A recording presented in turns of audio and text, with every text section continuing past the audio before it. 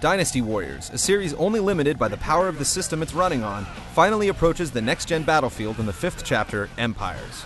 The new version looks a little better and plays a little better, but this doesn't feel like half of what the franchise is capable of on the Xbox 360. Tighten up the ranks and prepare for attack.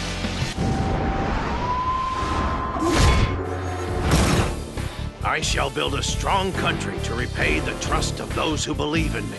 Dynasty Warriors attempts to recreate historic Chinese battles with a little magic and mythology thrown in to spice up the gameplay. There's even an encyclopedia available if you want to see what each mission is referencing. This makes the events, characters, and armies feel authentic, but at face value, the story is little more than a collection of massive battles. The acting in the cinemas is embarrassing. So what if they outnumber us? We'll still beat them. And the voiceover during gameplay is painfully repetitive. Our ally is in danger. Let's go help. I will move to the aid of our ally. I cannot ignore an ally in danger. But Empires on 360 brings more scenarios in an expanded Empire mode, which plays like a digital Chinese version of the board game Risk.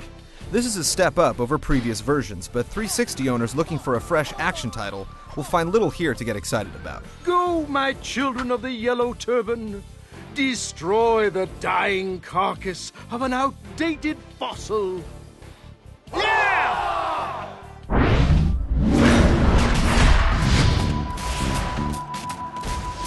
The most noticeable improvement in the visuals is the background draw distance. In the first Dynasty Warriors installments, it sometimes felt like you were in a dream or fighting in a very cloudy battlefield. Now you can see more of the world ahead of you, which helps you understand the map better as you try to immerse yourself in the action. The characters and effects look better, but they're still not that far from their current-gen counterparts.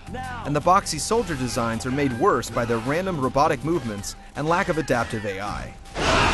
As a whole, Empires on the 360 feels the same as Gun did. It's clearly just taking advantage of the 360's power, without bothering to rewrite itself for a whole new generation. We shall overcome this difficulty.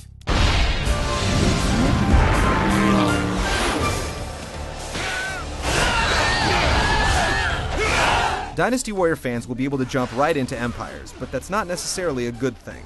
Outside of a few new moves here and there, the combat doesn't have a lot of surprises. And after you get used to the fighting, it doesn't offer much of a challenge. You'll use the attack button for the most part, while the special attack and arrow buttons play a minor role. One of the biggest bonuses in Empire for the 360 is that it finally gives fans a co-op mode they can truly enjoy. Previous Dynasty Warriors titles also had co-op, but it significantly affected the game's performance. On the 360, the frame rate is smooth, and the battles are still much more fun to play when you have another general to back you up.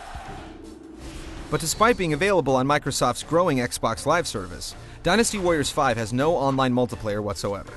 This is not required when making a good next-gen game, but it seems like a no-brainer if you're just updating an existing franchise on the Xbox 360. How dare you turn your blade against me?